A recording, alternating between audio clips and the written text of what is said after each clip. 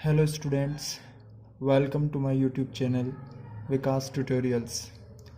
आज हम सीखेंगे कि ट्रिग्नोमेट्रिक टेबल कैसे बनाई जाती है और उसे कैसे याद रखा जा सकता है, ईज़िली कैसे याद रखा जा सकता है। इस पर हम चर्चा करेंगे और इसको सीखेंगे ताकि हर वो व्यक्ति जिसे इसे याद करने में समस्या आती है, उन सभी समस्याओं का समाधान हो सके। आज के इस वीडियो में आप देखते रहिए।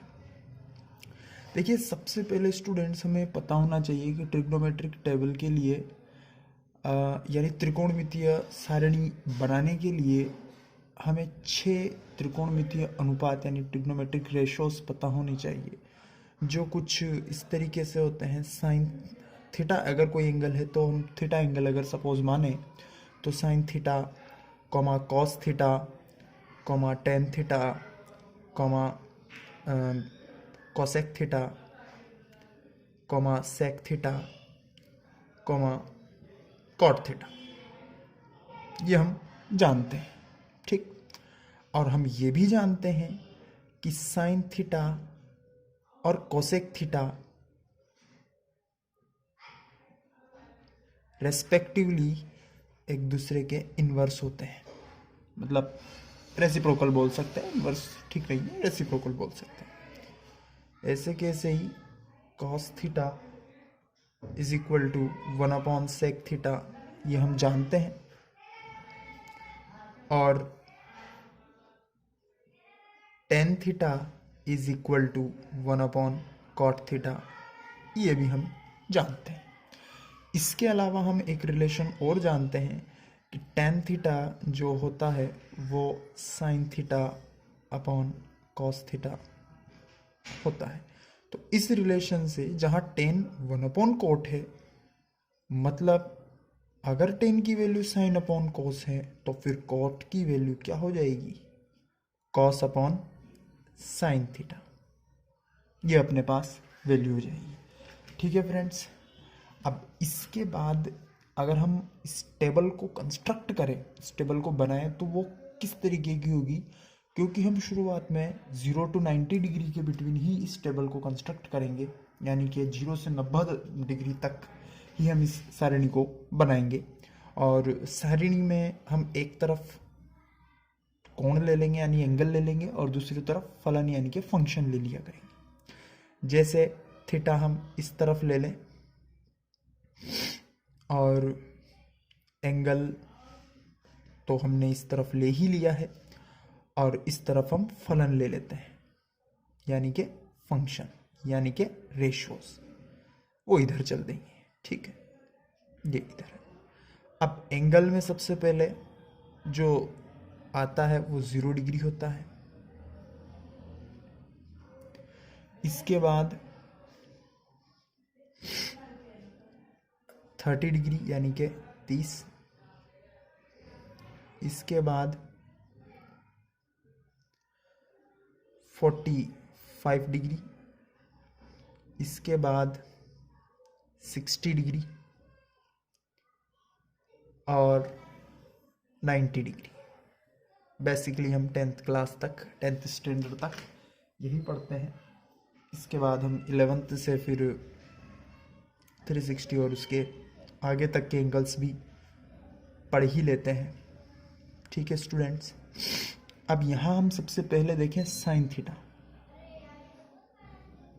जी हाँ, साइन थीटा। इस वीडियो में हम सिर्फ साइन थीटा को ही याद रखेंगे, इसके बेसिस पर हम सब चीज़ें समझ लिया करेंगे। सिर्फ आपको वैल्यू किसकी याद रखनी है, साइन थीटा की। साइन थीटा में थीटा इक्वल टू 0 पर आपको सिर्फ साइन की ही वैल्यू याद रखनी है। इसके बेसिस पर हम कॉस, टेन, कॉट, सेक, कोसेक सब बना लेंगे। तो साइन 0 की वैल्यू 0 होती है।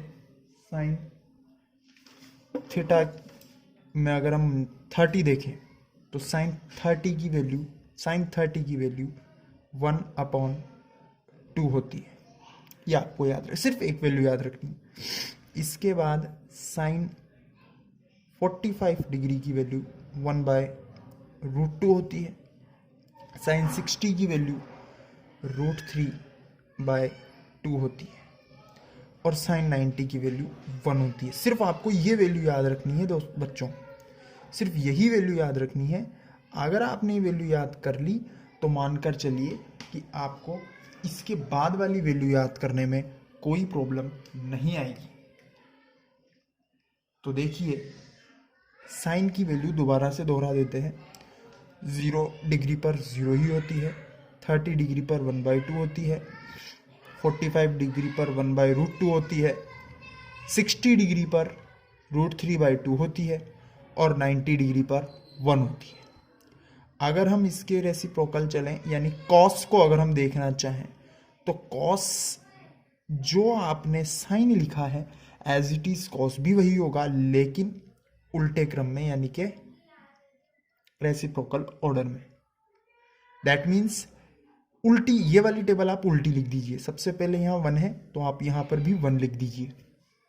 यहाँ √3/2 है, यहाँ √3/2, यहाँ 1/√2 है, 1/√2, फिर ये 1/2, ये यहाँ आ जाए। मतलब उल्टी टेबल, जैसे आपने इसको लिखा था लेफ्ट टू राइट, आप साइन की राइट टू लेफ्ट पूरी की पूरी वैल्यू एज इट इज जमा दीजिए, आपके पास वैल्यू एज इट इज ही आ जाएगी।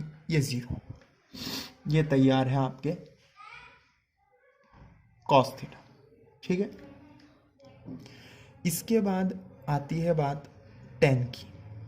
ये थोड़ा ध्यान रखना है क्योंकि सबसे पहले साइन कॉस और टेन कैसे होता है। तो टेन का फॉर्मूला एक, अगर आपको अभी थोड़ी देर पहले ध्यान हो, ये थोड़ा मैं इसको नीचे करूँ, अगर आप देख पाए तो टेन की वैल्यू साइन अपॉन कॉस कही गई थी। मतलब साइन और कॉस का रेशियो, यानी साइन और कॉस का अनुपात, यानी साइन में कॉस का डिवाइड कर दे तो हमारे पास टेन आ जाता है बच्चों। बस यही चीज हम यहाँ पर यूज करेंगे। ये रहा साइन, ये रही वैल्यू, ये रहा कॉस, ये रही वैल्यू। अब 0/1, 0/1, यहाँ एक्चुअली ये काम होगा 0/1 और इसकी वैल्यू कितनी होती है 0, वही tan 0 की वैल्यू आ गई। tan 30 की वैल्यू अगर आपको कंस्ट्रक्ट करनी है, बनानी है, तो देखो 1/2 रेशो √3/2, 2 से 2 कैंसिल हो जाएगा, यानी 1/√3 इसकी वैल्यू आपको दिख जाएगी। अगर आपको समझ में नहीं आया हो तो कृपया करके यहाँ देखें, 1/2 डिवाइड √3/2, आपको पता ही है, इसको हम ऐसा भी लिख सकते हैं और ये 1/√3 as it is, no problem. 1/√2 से 1/√2 कैंसिल हो जाएगा, वैल्यू 1 ही बनेगी। इधर 2 नीचे नीचे कैंसिल हो जाएगा, √3/1 यानी √3 आएगी।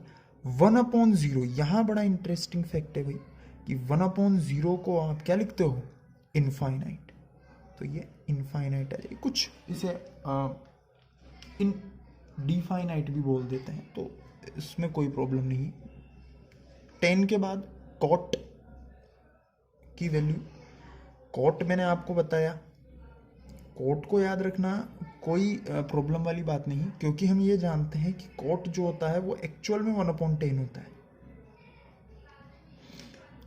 यानी कि 10 की जो वैल्यू है उसका रेसिप्रोकल, जैसे 0 है तो 0 का रेसिप्रोकल क्या होगा, तो 1/0 वही रेसिप्रोकल होगा, यानी कि इनफाइनाइट। 1/√3 का रेसिप्रोकल √3/1, 1/√3 उल्टा कर दीजिए, 1/√3 है, √3/1, 1 तो 1 का तो रेसिप्रोकल यानी कि उल्टा एक ही होगा। √3 का कितना होगा, 1/√3, और इनफाइनाइट का कितना होगा बच्चों, 0, क्योंकि 0 का क्या होता है, इनफाइनाइट। ऐसा कोट के बाद हम बात करेंगे अब आपके पास सेक की। जी हाँ, सेक की। देखिए ये आपके समक्ष तैयार होती टेबल, बिल्कुल easy, no problem. Sec theta की जो वैल्यू है वो 0 पर अगर आप देखना चाहें तो सेक जो होता है बच्चों वो कोस का रेसिप्रोकल होता है, तो आप कोस की वैल्यू ध्यान में रखिए और उसको उल्टा करता चलिए, यानी 1 का जो रेसिप्रोकल होगा वो 1 ही होगा, 1/1 1 ही होता है। √3/2 का रेसिप्रोकल 1/√3, मतलब √3/2 का रेसिप्रोकल क्या होगा, जो नीचे है वो ऊपर चला जाएगा, जो ऊपर है वो नीचे आ जाएगा, मतलब 2/√3 आ जाएगा। ठीक, इसके बाद 45 पर देखिए 1/√2 है तो इसका क्या हो जाएगा, √2/1। अब क्योंकि डिनोमिनेटर में यानी कि हर में 1 का कोई मीन होता ही नहीं, 1/2 का 2/1 और 0 का इनफाइनाइट। ठीक है बच्चों, देखिए आप सेक भी तैयार। इसके बाद हम बात करें कोसेक की, और कोसेक को भी आप जानते हैं, मैं पहले ही बता चुका हूँ कि कोसेक क्या होगा, या आप भली और भांति जानते हैं। देखिए कोसेक 1/कोसेक थीटा होता है बच्चों, 1/कोसेक थीटा नहीं होता, गलत बोल गया, 1/साइन थीटा होता है। साइन थीटा 1/कोसेक थीटा होता है, तो कोसेक थीटा 1/साइन थीटा ही होगा, नॉर्मल सी बात है। अब मतलब भी आप समझ चुके हैं कि कोसेक की वैल्यू मैं कहाँ से लिखूंगा, साइन की जो वैल्यू है उसका ही रेसिप्रोकल कर दिया जाएगा, जैसे 0 का रेसिप्रोकल बता चुका हूँ इनफाइनाइट होता है, 1/2 का 2/1, 1/√2 का √2, √3/2 का 2/√3 और 1 का 1। और ये आपकी क्या हो गई, ट्रिग्नोमेट्रिक टेबल तैयार हो गई। क्योंकि अमूमन ये देखा जाता है कि ये टेबल हमें याद नहीं होती, टेबल याद हो भी जाए तो पूरी वैल्यू याद नहीं होती, और एग्ज़ाम में पूरी कहीं से भी कोई भी वैल्यू पूछी जा सकती है। इस झंझट से बचने के लिए इस टेबल को कंस्ट्रक्ट करना बहुत ज़रूरी है। तो हम कैसे कम याद करके या कम चीज़ें याद रख कर कैसे पूरी टेबल बना सकते हैं, वो हमने आज इस वीडियो में जाना है। तो स्टूडेंट्स, अगर आपको पसंद आया हो तो आप लाइक, शेयर और सब्सक्राइब करना ना भूलें, ताकि आप जैसे और भी स्टूडेंट्स तक ये बात पहुँचे, उनको भी समझ में आए। और हमारा एक ही नारा है कि ज्ञान बांटने से ही बढ़ता है। तो आप को अगर पसंद आया हो तो लाइक, शेयर और सब्सक्राइब जरूर करें, और ऐसे ही वीडियोस, अच्छे वीडियोस, मैथमेटिक्स से रिलेटेड वीडियोस और प्राप्त करने के लिए आप जुड़े रहिए हमारे चैनल के साथ। नमस्कार, धन्यवाद, जय हिंद।